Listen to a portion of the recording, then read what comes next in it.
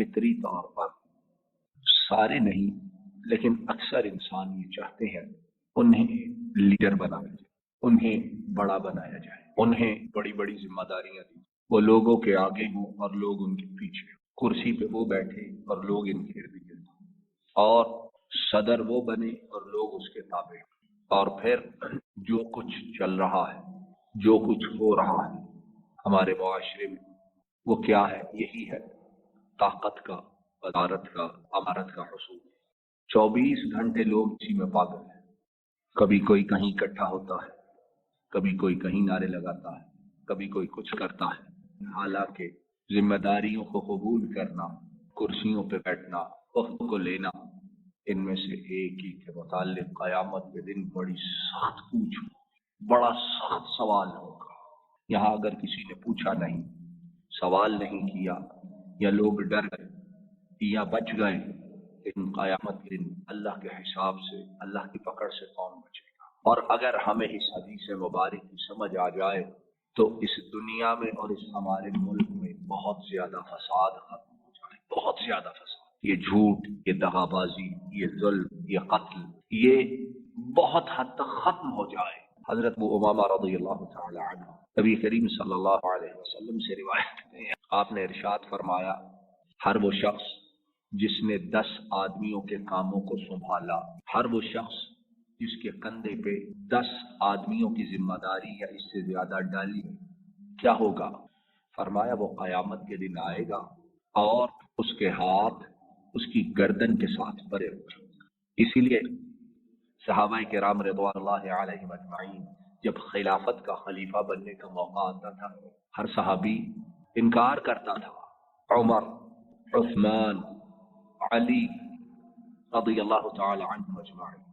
ابو بکر الصدیق رضی اللہ تعالی عنہ، جب خلافت کے لیے اصرار کیا جاتا تو وہ انکار کرتے، حالانکہ ان جیسا عادل اور ان جیسا متقی، ان جیسا خشیت الہی والے لوگ انبیاء اور رسولوں کے بعد اور کوئی نہیں، وہ انکار کرتے تھے۔ تو فرمایا جس پر 10 آدمی اس سے زیادہ ان کی ذمہ داریوں کو ڈالا گیا تو قیامت کے دن جب وہ آئے گا تو اس کے ہاتھ اس کی گردن کے ساتھ بندھے ہوئے ہوں گے۔ اب کیا ہوگا؟ اب وہ ہاتھ کیسے کھلیں گے؟ نیکیاں پیش کی جائیں گی تو ہاتھ کھلتے جائیں گے، اور اگر نیکیاں کم پڑ گئیں، تھوڑی ہو گئیں یا نہ ہوئی تو پھر گناہ پیش کیے جائیں گے، اور جیسے جیسے گناہ پیش کیے جاتے رہیں گے وہ برباد ہوتا جائے گا، وہ تباہ ہوتا جائے گا۔ اور پھر نبی کریم صلی اللہ علیہ وسلم نے فرمایا یہ امیری، یہ صدارت، یہ ریاست، یہ ذمہ داریاں،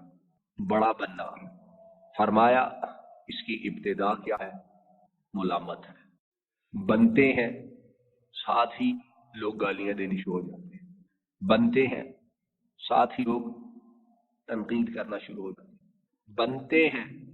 کچھ دیتے ہیں مبارکبادیں، لیکن ساتھ ہی شروع ہو جاتے ہیں کہ یہ جو بیٹھا ہے وہ اس قابل ہی نہیں۔ تو فرمایا ابتدا ملامت ہے اور اس کا درمیان ندامت ہے، اس کا درمیان حسرت ہے، شرمندگی ہے، وآخرها خزي يوم القیامہ، اور اس کی انتہا کیا ہے کہ قیامت میں رسوائی اور بربادی ہے۔ اور سامعین گرامی، اگر یہ چیز آ جائے، ہم اس چیز کو سمجھ جائیں تو ابھی جن حالات سے ہم لوگ گزر رہے ہیں، یہ حالات پیدا کیا کچھ کر رہے ہیں، اور صدر بننے والے، بڑا بننے والے، ممبر بننے والے، وزیر بننے والے، انہوں نے صرف اپنے تک نہیں پورے ملک میں اور لوگوں میں فساد برپا کر رکھا ہے، کوئی کسی کے ساتھ، کوئی کسی کے ساتھ، کوئی کسی کے ساتھ، اور حتیٰ کہ ان کی وجہ سے گھروں کے اندر اختلاف ہے، بیٹا کسی کے ساتھ ہے، باپ کسی کے ساتھ ہے، بیوی کسی کے ساتھ ہے، بیٹی کسی اور کے ساتھ ہے، اور اس کے لیے مال، جان، پیسہ، وقت، سب کچھ برباد کر رہے ہیں، اور نتیجہ اس کا کیا ہے؟ خزی یوم القیامہ، انتہا رسوائی ہے قیامت کے دن۔ اللہ رب العالمین ہمیں سمجھ عطا فرمائے۔ ہم بھی ذمہ دار ہیں اپنے گھرانے کے، اپنی اولاد کے، اور جو جن کے متعلق ذمہ داریاں ڈالی گئی ہیں، مولا کریم ذمہ داریوں کو حق اور قرآن و سنت کی روشنی میں صحیح انداز میں پورا کرنے کی توفیق